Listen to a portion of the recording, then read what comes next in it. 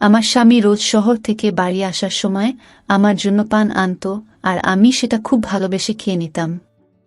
কিন্তু কেন জানি না, তারপর আমি অজ্ঞান হয়ে যেতাম।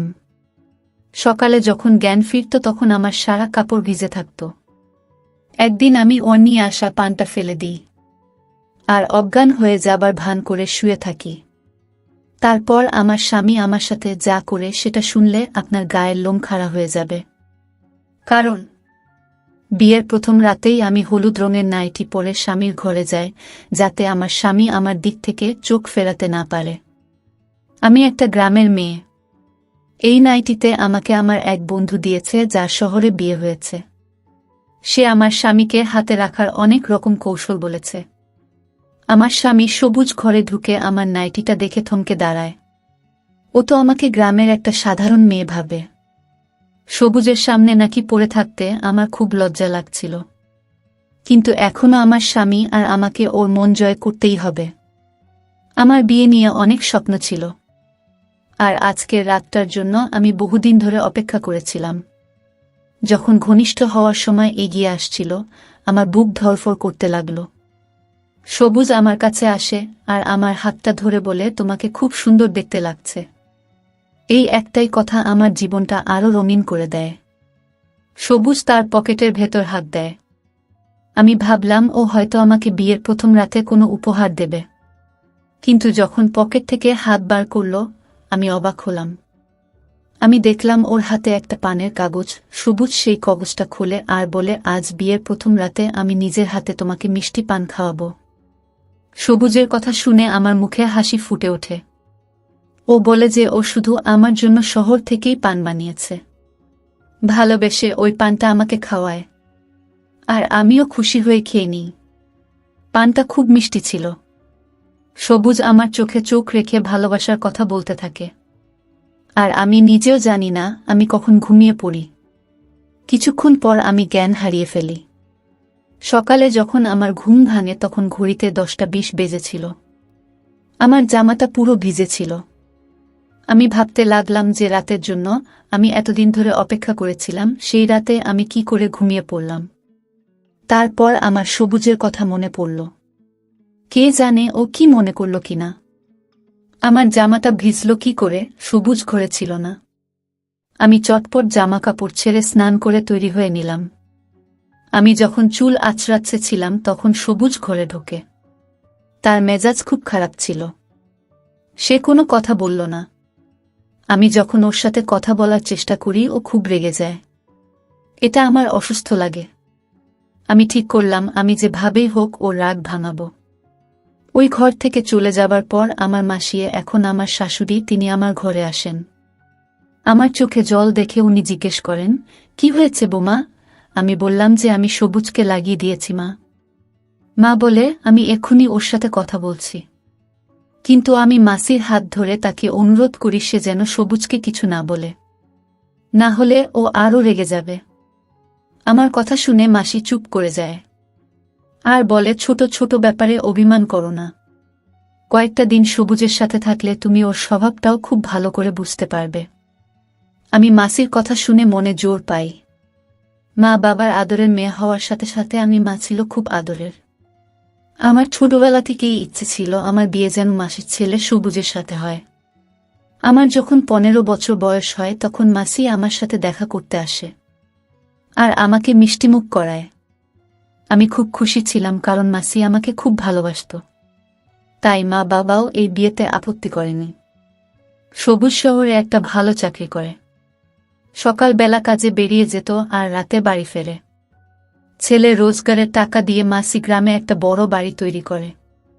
আমার আর সবুজের অনেক বছর দেখা হয়নি, কারণ ও বেশিরভাগ সময় শহরে থাকত।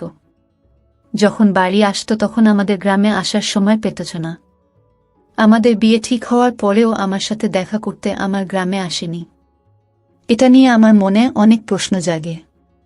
একদিন যখন মাসি আমাদের সাথে দেখা করতে আমাদের গ্রামে আসে, তখন আমি তাকে কথায় কথায় জিজ্ঞেস করি যে সবুজ কেন আমাদের গ্রামে আসে না।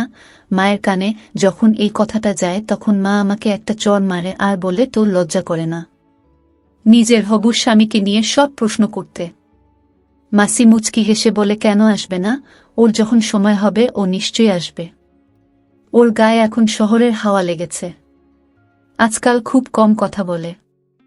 ও আর আগের মতো নেই, খুব গম্ভীর হয়ে গেছে। মাসির কথা শুনে মা বলে, যখন ছেলেদের উপর সংসারের দায়িত্ব এসে পড়ে তখন তারা এইরকম গম্ভীর হয়ে যায়। আমার মেয়ে এখনো বুদ্ধিশুদ্ধি হয়নি যা মনে আসে তাই জিজ্ঞেস করে বসে। মা রেগে আমার দিকে তাকায়, আর আমি ওখান থেকে উঠে নিজের ঘরে চলে আসি। মাসি চলে যাওয়ার পর মা আমাকে অনেক কথা শোনায়।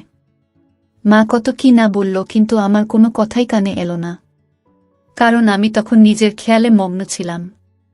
আমি এই ভেবে খুশি ছিলাম যে আমার হবু স্বামী একজন শহরের লোক। শহর থাকা আমার অনেক দিনের ইচ্ছে। মাসি বিয়ের জোগাড়যন্ত্র করার জন্য 10 মাসের মতো সময় চেয়ে নেয়, আর এই 10 মাস আমি শুধু স্বপ্ন দেখতে থাকি। তখন কি আর আমি জানতাম যে একদিন আমার সব স্বপ্ন ভেঙে চুরমার হয়ে যাবে। সবুজের সাথে আমার বিয়ের সব রীতিনীতি মেনে খুব ধুমধাম করে হয়। বিয়ের পর আমি মায়ের থেকে বিদায় নিয়ে সবুজের সাথে মাসির গ্রামে চলে আসি। মাসি আমাকে পেয়ে খুব খুশি ছিল, কিন্তু বিয়ের প্রথম রাতে ঘুমিয়ে পড়ার জন্য সবুজ আমার উপর খুব রেগে গিয়েছিল। সে সারাদিন আমার সাথে কথা বলেনি। আমি সারাদিন ওর পিছন পিছন ঘুরতে থাকি, কিন্তু ও আমার দিকে ফিরেও তাকায় না। সবুজ ছাদে গিয়ে বসে রইল, আর তাই গ্রামে মেয়েদের ছাদে যাওয়া বারণ। তাই আমিও ওর পিছন পিছন ছাদে যেতে পারিনি। রাতের বেলা ঘরে আসে, তখন আমি কেঁদে কেঁদে চোখ ফুলিয়ে ফেলেছি। ও আমার পাশে এসে বসে আর বলে, আমাকে ক্ষমা করে দাও। আমার খুব মাথা গরম হয়ে গেছিল। কাল আমি তোমার কাছে বসেছিলাম আর তুমি এমন করে ঘুমালে যে তোমাকে আমি কতবার ডাকলাম কিন্তু তুমি উঠলে না। তাই আমি রেগে গিয়েছিলাম। আমি জানতাম যে দোষটা আমারই। তাই আমি সবুজের কাছে ক্ষমা চেয়ে নিলাম, আর ওকে কথা দিলাম এরপর থেকে এমনটা আর কোনো দিন হবে না। খুশি হয়ে আমার লম্বা চুলের প্রশংসা করতে লাগে। আমি ভাবি, সবুজ সারাদিন এত রেগেছিল, এখন হঠাৎ ওর আচরণ এমন বদলে গেল কি করে? ও আজ আবার মিষ্টি পান বের করে আমাকে খাওয়ায় আর বলে, পান খেলে তোমার ঠোঁটটা লাল হয়ে যায়, তোমার সুন্দর ঠোঁটটা আরও সুন্দর হয়ে ওঠে। এমন মিষ্টি করে ও কথা বলে যে আমি লজ্জায় লাল হয়ে যায়। সবুজ আমার হাতটা ধরে কিছু একটা বলছিল, কিন্তু আমি কিছুই বুঝতে পারছিলাম না। কিছুক্ষণ পর আমি এই পৃথিবী থেকে অনেক দূরে চলে যাই। আমার যখন জ্ঞান আসে তখন আমি দেখি দুপুর 12টা বেজেছে। আমি চটপট উঠে বসলাম। আমার মনে হলো সবুজ নিশ্চয়ই আজ আবার খুব রেগে গেছে, কিন্তু আমি এটা কিছুতেই বুঝতে পারছি না যে রাতে আমার এত গভীর ঘুম কি করে আসছে। আমার জামাকাপড় পুরো ভিজে গিয়েছিল, আমার শীত করছিল। আমি স্নান করে যখন ঘরের বাইরে গেলাম তখন দেখি সবুজ আমার মাসিকে বলেছে, তুমি এ কেমন মেয়ের সাথে আমার বিয়ে দিয়েছ? এ তো ঘুম থেকে ওঠার কোন সময় ঠিক নেই।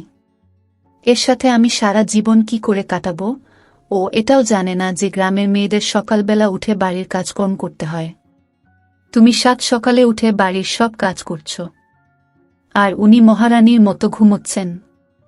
এরকম চলতে থাকলে আমি আর বেশিদিন তোমার ভাইয়ের মেয়েকেই বাড়িতে রাখব না।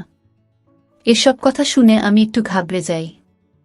আমি ভাবিনি যে আমার স্বামী এতটা কঠিন হতে পারে। আমার আর দাঁড়িয়ে এর পরের কথাগুলো শোনার মতো সাহস হলো না। আমি রান্নাঘরে চলে গেলাম। মাসির সত্যি সকাল থেকে উঠে অনেক কাজ করেছে। রান্নাঘরটা পুরো পরিষ্কার ছিল, আর দুপুরের খাবারটাও বানানো হয়েছিল। আমি সবুজের সাথে সাথে মাসির চোখেও খারাপ হয়ে যাচ্ছি। আমার নিজের উপর খুব রাগ হয়। কে জানে আমার কি হয়েছে? আমি সারা ঘর ঘুরে দেখি বাড়ির সব কাজ সারা হয়ে গেছে। তাই হয়তো সবুজ আজ একটু বেশি রেগে গেছে।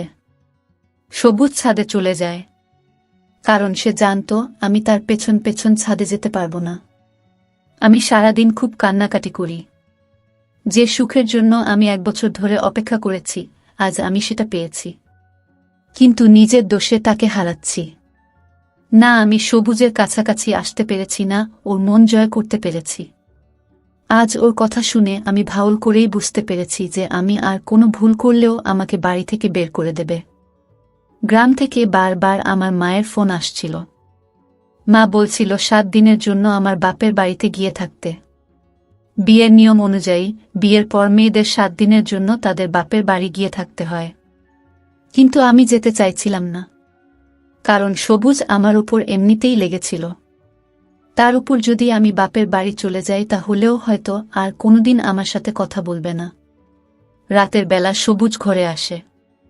আমি অবাক হয়ে গেলাম এই দেখে যে ও হঠাৎ এত ভালো কি করে হয়ে গেল। আমার পাশে বসে আমাকে জিজ্ঞেস করে, তোমার মা কেন ফোন করেছিল? আমি সব কথা ওকে বলি। ও বলে, ভালো কথা, তুমি চলে যাও, না হলে তোমার মা বলবে আমি তোমাকে যেতে দিচ্ছি না। কাল থেকে আমার অফিস শুরু হয়ে যাবে। আমি ভোরবেলা বেরিয়ে যাব আর রাতে বাড়ি ফিরব। তুমি 1 সপ্তাহ ওখানে কাটিয়ে এসো আর মাকেও তোমার সাথে নিয়ে যাও।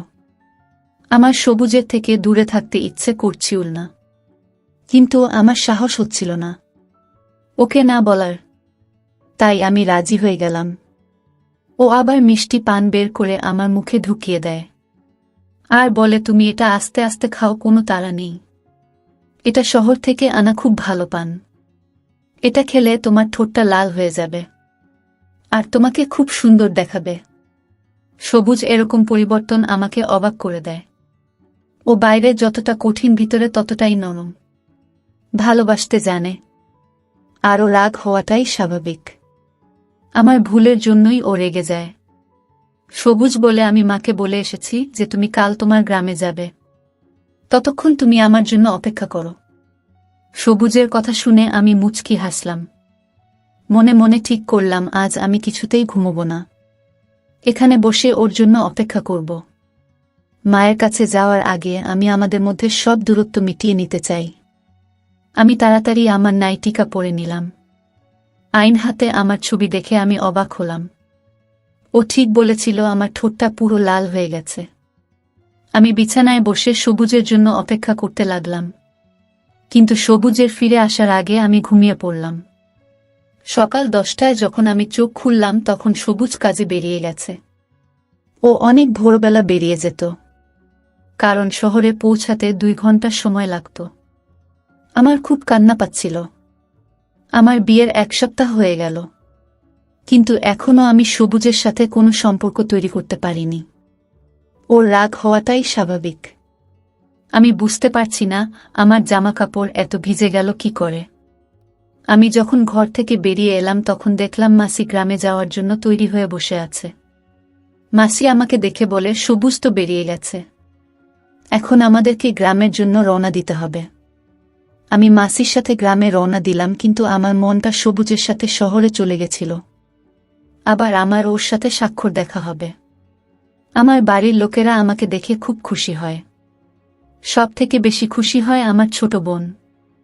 সারা গ্রাম জেনে গেছিল যে আমি বাড়িতে এসেছি, তাই গ্রামের মহিলারা একজোট হয়ে আমাকে দেখতে আসে। আমাদের এক প্রতিবেশী মেয়ে আনিতা দিয়েছিল। সে আমার খুব ভালো বন্ধু ছিল, আর গ্রামে এসে আমি তার বিয়েতে আনন্দ করার সুযোগ পেয়ে যায়। গ্রামে খুব হই হুল্লোড় হচ্ছিল, কিন্তু আমার মনটা খারাপ ছিল। আমার সবুজের কথা বারবার মনে পড়ছিল। একটু অদ্ভুত ব্যাপার হলো, যবে থেকে আমি মায়ের কাছে এসেছি তবে থেকে আমার একেবারে ঘুম আসছে না। আর সবুজের বাড়িতে আমার রোজ রাতে ঘুম চলে আসত। আমি জেগে থাকা অনেক চেষ্টা করতাম, কিন্তু পারতাম না। হয়তো আমার সবুজের জন্য মন খারাপ হচ্ছে, তাই আমি এখানে ঘুমোতে পারছি না। হলুদ মেহেন্দি পরানোর দিন আমাদের পাড়ার মাসির ছেলে ফিরোজ শহর থেকে আসে বোনের বিয়ে দেখতে। সে ছোটবেলা থেকেই গ্রামে যাতায়াত করত।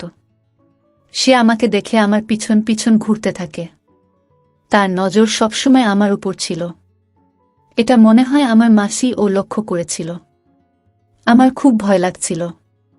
এমনিতেই এখন সবুজ আর আমার সম্পর্ক ভালো নয়, তার উপর যদি মাসি এসব দেখে তাহলে আমার বাড়িতে জায়গা হবে না। তাই আমি বিয়ের বাড়ি ছেড়ে নিজের বাড়িতে ফিরে আসছিলাম। কিন্তু ফিরোজ আমার পিছনে আর রাস্তায় আমাকে থামিয়ে বলে সে আমাকে ভালোবাসে।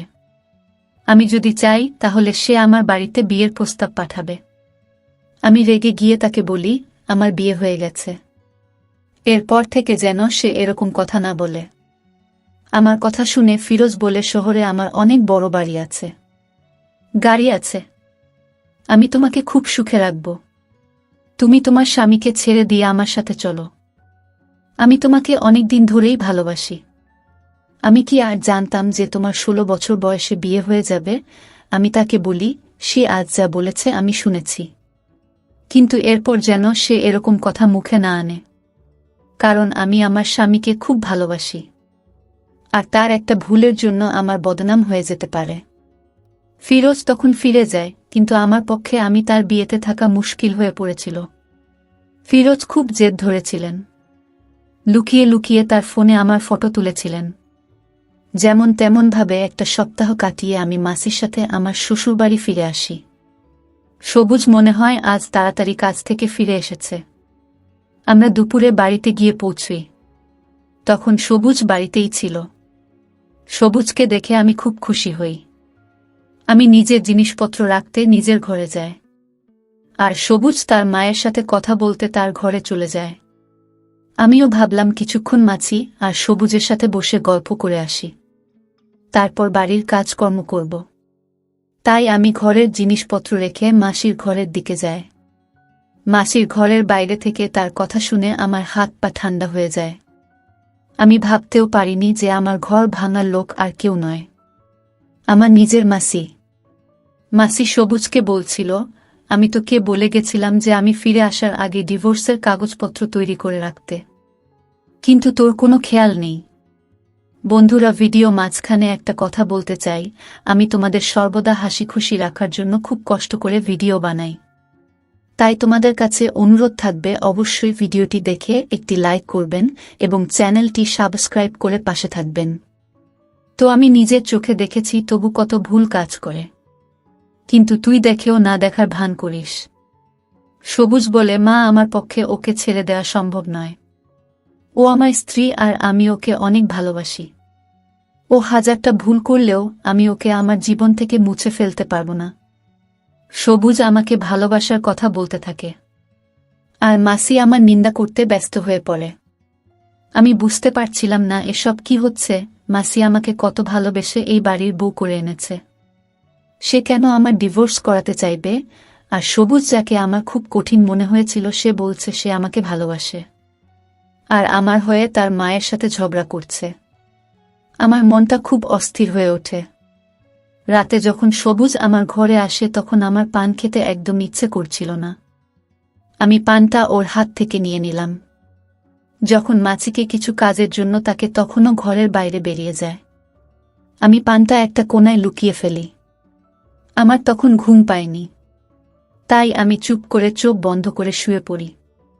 যখন সবুজ ঘরে আসে তখন আমি যা সব দেখলাম তা আমার কাছে অবিশ্বাস্য।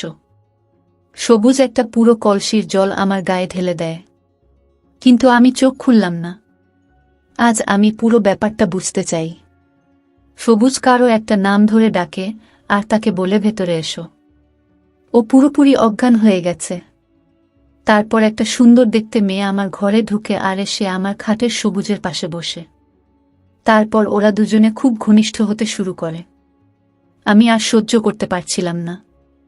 আমার গোটা দেহ ভিজে গিয়েছিল, আর আমি ঠান্ডায় কাঁপছেছিলাম। আমি উঠে বসলাম। আমাকে উঠে বসতে দেখে দুজনে ভয়ে ভয়ে চোখে আমার দিকে তাকায়। আমি সবুজের দিকে তাকাই। তখন আমার এত রাগ হচ্ছিল যে আমার প্রাণ থেকে সব ভয় দূর হয়ে গেছিল। আমি সবুজকে বলি, আমাকে সত্যি কথা বলো, এই মেয়েটাকে আর পানি কি এমন মেশানো থাকতো যার জন্য আমি অজ্ঞান হয়ে যেতাম? তুমি কেন করলে এটা আমার সাথে?